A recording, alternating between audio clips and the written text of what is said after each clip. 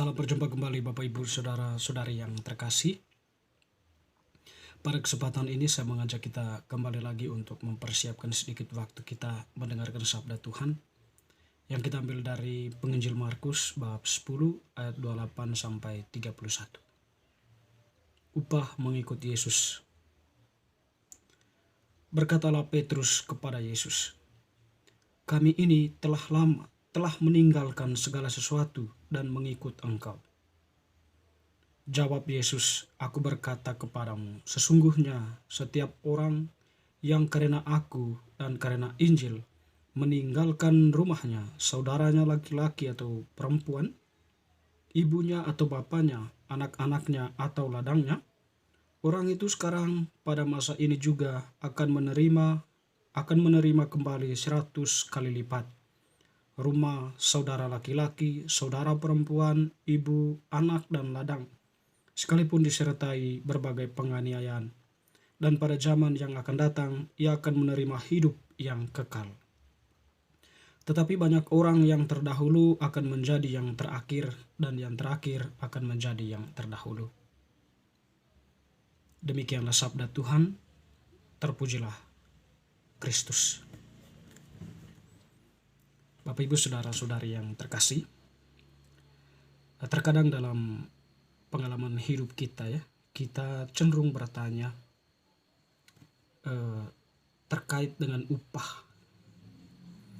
Kita sudah melakukan sesuatu, misalnya kita diberi tugas, lalu kita sudah menjalankan tugas itu, lalu kemudian kita bertanya, apa yang akan kami dapat dari tugas yang sudah kami lakukan? Tentu dalam logika kita sebagai manusia, logika berpikir kita, logika umum, terdapat sebuah perbandingan lurus antara kerja tugas kita dengan jasa pasti akan diberikan. Dan jawaban atas pertanyaan itu sudah pasti nanti akan diberi sekian atas tugas kalian dihitung beberapa hari, beberapa bulan menjalankan tugas itu, dan upahnya pun akan diberikan sesuai dengan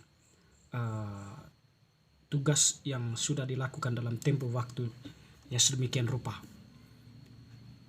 Lalu kemudian tentu di sana memang tersirat sebuah harapan dan juga kemendesakan dari tugas kita itu. Diharapkan mendapatkan sesuatu yang bisa menjamin kesejahteraan. Kita mengharapkan di akhir tugas itu diberikan kepada kita sejumlah uang misalnya, atau sejumlah hadiah, sejumlah bentuk-bentuk apresiasi lainnya, yang semuanya itu kita akan gunakan untuk kehidupan, untuk kesejahteraan hidup kita, secara khusus ekonomi dalam rumah tangga, maupun berkaitan dengan gaya hidup dan sebagainya. Pertanyaan yang sama terungkap dari mulut Petrus pada bacaan Injil Markus tadi kepada Yesus. "Tuhan, kami telah meninggalkan segala sesuatu dan mengikut Engkau." Artinya kan Petrus di situ berpikir atau berada dalam sebuah refleksi apa tujuan kami mengikuti Yesus ini? Itu apa yang akan kami dapat? Kami mengikuti Yesus. Sudah sekian lama kami mengikuti Dia. Apa ujung-ujungnya yang akan kami dapat? Apakah kami akan mendapatkan uang, materi, apresiasi, dan sebagainya? Nah, itulah pertanyaan Petrus sebagai manusia. Setelah dia sekian lama mereka mengikuti Yesus, bisa saja pemikiran seperti itu bertolak dari pengalaman mereka berada bersama Yesus. Jadi mereka melihat Yesus itu sebagai seorang yang mempunyai karisma, dan apalagi melihat banyak pemimpin, banyak pengikutnya. Jadi mungkin mereka berpikir, atau mungkin dia berpikir Yesus ini bisa mempunyai peluang untuk menjadi seorang pemimpin atau menjadi raja atas banyak orang ini. Dan oleh karena itu bisa saja pertanyaan itu muncul dari pengalaman reflektif Petrus seperti itu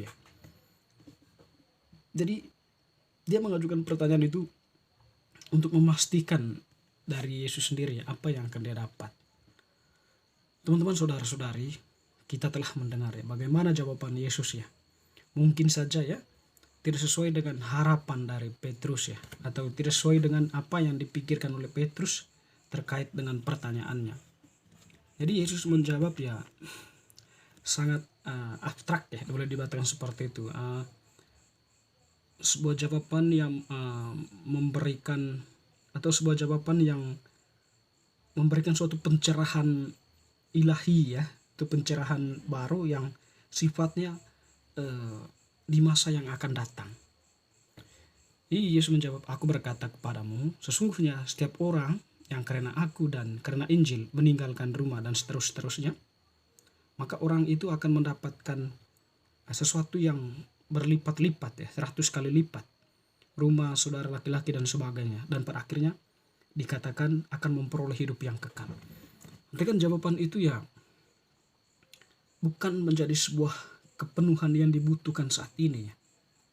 Ya, artinya kan bisa dimengerti ya, jawaban Yesus itu kalau dibaca dari konteks pemikiran Petrus sebagai manusia ya, sebagai orang tadi yang melihat pengalaman Yesus itu bersama mereka, dia bersama Yesus menjadi peluang menjadi seorang pemimpin dan sebagainya. Namun tidak memenuhi tidak memenuhi standar Petrus mungkin ya, seperti itu.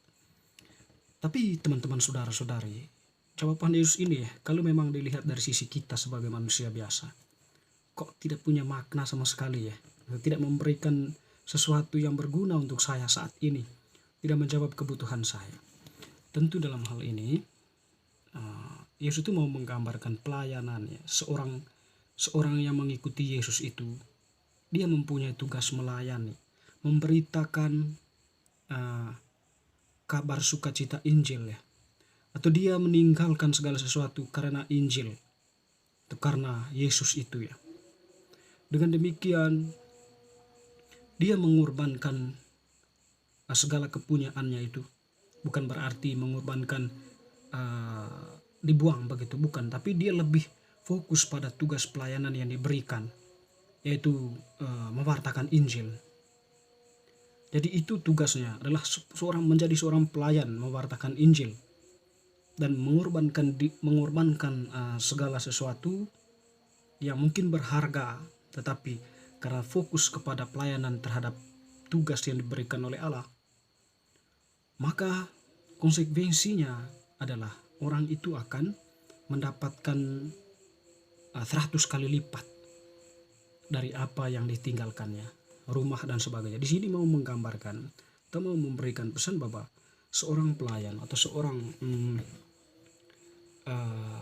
yang mewartakan Injil, kabar sukacita Injil itu ya, Tuhan itu selalu senantiasa menjaga, memberkati, dan dimanapun dia berada, ketika dia diterima di suatu tempat, disitulah dia memperoleh saudara, memperoleh ibu, memperoleh rumah, makanan dan sebagainya.